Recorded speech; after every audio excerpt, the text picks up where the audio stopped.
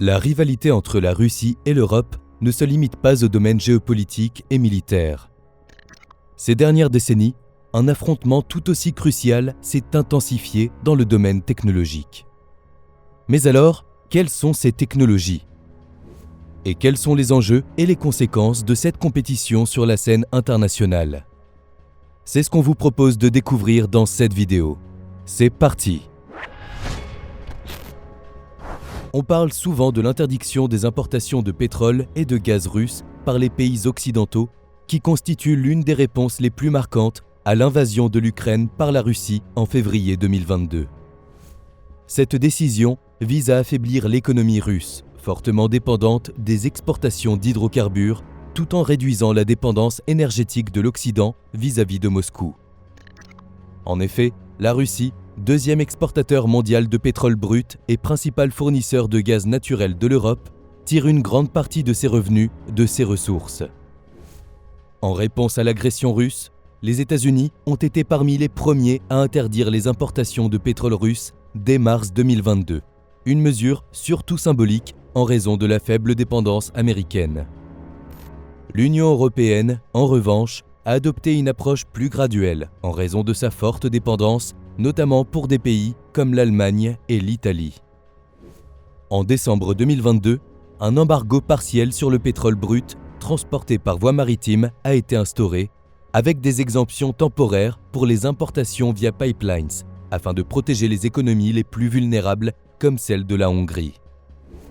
Parallèlement, le G7 et l'Union européenne ont introduit un plafonnement des prix du pétrole russe, une mesure visant à réduire les revenus de Moscou tout en maintenant un flux limité vers d'autres pays. Les importations de gaz naturel ont également été drastiquement réduites.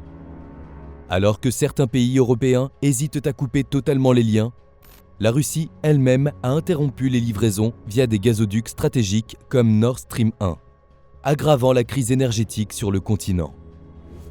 Cette situation a contraint l'Europe à rechercher des alternatives, notamment en augmentant les importations de gaz naturel liquéfié depuis les États-Unis, le Qatar et d'autres pays. De son côté, pour compenser, Moscou s'est tourné vers l'Asie, notamment la Chine et l'Inde, en leur proposant du pétrole à des prix fortement réduits. Toutefois, ces nouveaux partenaires ne peuvent pas totalement remplacer les volumes et les revenus générés par l'Europe. Mais la Russie a un avantage, les technologies liées au nucléaire. Même si la Russie n'est pas le seul fournisseur d'uranium des États-Unis ou de l'Union européenne, il reste un acteur incontournable. Son influence dans ce domaine repose sur plusieurs piliers. Ses vastes réserves d'uranium, sa capacité à enrichir ce minerai et son rôle dominant dans la chaîne d'approvisionnement nucléaire mondiale. En fait, la Russie dispose d'importants gisements d'uranium, même si ses réserves ne sont pas parmi les plus grandes au monde, comparées à des pays comme le Kazakhstan ou le Canada. Cependant, grâce à des technologies avancées d'extraction et à une gestion stratégique, elle exploite ses ressources de manière efficace. Les principaux gisements se trouvent dans des régions comme la Transbaïkalie et le district autonome de l'Amali. De plus, la Russie continue d'investir dans l'exploration pour maintenir ses capacités. Mais l'un des principaux atouts de la Russie n'est pas l'uranium en soi, mais son expertise dans l'enrichissement de l'uranium. À travers Rosatom, son entreprise d'État spécialisée dans l'énergie nucléaire, la Russie contrôle environ 40% de la capacité mondiale d'enrichissement. Cette position dominante lui permet de fournir de l'uranium enrichi à de nombreux pays, essentiel pour alimenter les réacteurs nucléaires civils. L'enrichissement est une étape cruciale car il permet de transformer l'uranium naturel en combustible utilisable pour produire de l'énergie. Ainsi, la Russie est un acteur clé de l'industrie nucléaire internationale, non seulement en tant que fournisseur d'uranium, mais aussi comme exportateur de technologies nucléaires. Surtout que Rosatom construit et maintient des réacteurs nucléaires dans de nombreux pays, souvent en fournissant également le combustible enrichi. Les contrats avec des pays européens, asiatiques et africains renforcent l'influence russe sur le secteur nucléaire global. De plus, la Russie collabore étroitement avec d'autres grands producteurs d'uranium, comme dans le passé avec le Kazakhstan via l'entreprise commune Kazatomprom.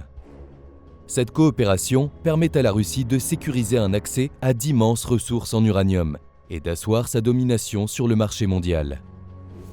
En Afrique, la Russie a également renforcé sa présence, nouant des accords avec des pays riches en uranium comme le Niger.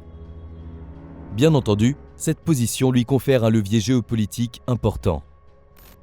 Ainsi, l'uranium enrichi est une ressource stratégique et les pays dépendant des importations russes, notamment en Europe et en Asie, doivent jongler entre leurs besoins énergétiques et leurs relations diplomatiques. Depuis le conflit en Ukraine et les sanctions internationales, certaines nations cherchent à réduire leur dépendance envers la Russie dans le domaine nucléaire, dont l'Union européenne. Cependant, en raison des coûts élevés et du temps nécessaire pour développer des capacités d'enrichissement indépendantes, cette transition est complexe et pourrait prendre plusieurs années. Ainsi, même si les importations de pétrole et de gaz russes ont été presque intégralement interdites en Occident, les compagnies d'Europe ou des États-Unis continuent de commercer avec le poids lourd du nucléaire russe, Rosatom. L'information peut sembler étrange quand on prend en compte les approvisionnements français d'uranium. En effet, le Kazakhstan a fourni 27% des 88 200 tonnes d'uranium importées par l'Hexagone entre 2012 et 2020. Le Niger, 20%, l'Ouzbékistan, 19%, l'Australie et la Namibie, 14% chacun. On atteint ainsi quasiment 95% avec ces 5 pays. La Russie ne figurant pas parmi les autres exportateurs. Moscou est pourtant bien producteur d'uranium, ayant 5% de la production mondiale en 2022, selon la World Nuclear Association. Mais Paris ne dépend pas de Moscou pour l'achat de la ressource. Du côté américain, la moitié de l'uranium utilisé par les centrales nucléaires provient de Russie, du Kazakhstan et d'Ouzbékistan. En 2022, Moscou fournissait 12% de l'uranium des États-Unis. Ainsi, on dirait que l'Occident ne dépend pas fortement de la Russie pour l'achat d'uranium. Cependant, de nombreux autres pays européens ne peuvent pas en dire autant. Par exemple, 18 centrales nucléaires au design russe parsèment la Finlande, la Slovaquie, la Hongrie et la République tchèque, reposant sur des combustibles achetés auprès de Moscou. Dans le cas slovaque, par exemple, le secteur nucléaire représente 60% de la production énergétique du pays. Et le combustible vient exclusivement de Russie. Et même si la Slovaquie cherche une solution, il est difficile de se passer de Moscou. Mais comme dit précédemment, le plus gros problème de dépendance de l'Europe ne vient pas de l'uranium russe, mais de plusieurs technologies vitales, notamment pour l'enrichissement de l'uranium qui rendent l'Occident dépendant du secteur nucléaire russe. La compagnie russe Tenex détient par exemple un monopole sur la vente d'High Assay Low Enriched Uranium, ou HALEU. ALEU. Ce terme désigne une variété d'uranium enrichi au meilleur rendement et plus sûr, qui est utilisé pour les dernières générations de réacteurs nucléaires.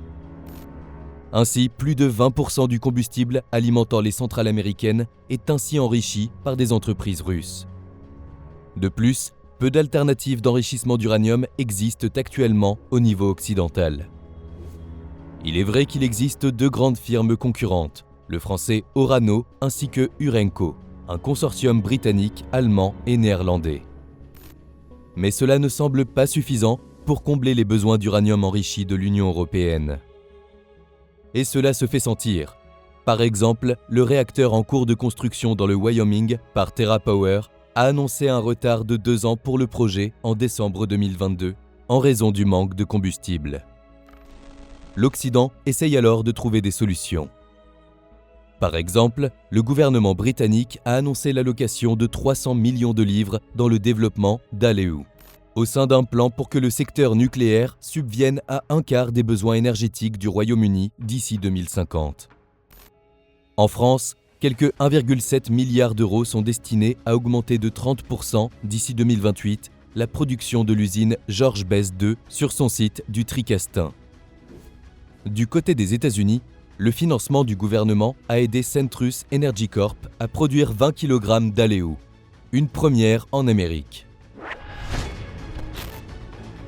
Ainsi, la rivalité entre la Russie et l'Occident dépasse largement le cadre des hydrocarbures et s'étend à des technologies stratégiques comme le nucléaire. Si l'Europe et les États-Unis ont réduit leur dépendance aux importations de pétrole et de gaz russe en réponse à la guerre en Ukraine, le secteur nucléaire reste un domaine où la Russie conserve un avantage indéniable. Sa domination sur l'enrichissement de l'uranium et la production de combustibles avancés, comme le Haléou, maintient une forme de dépendance énergétique de nombreux pays, même ceux engagés dans une opposition politique et économique à Moscou.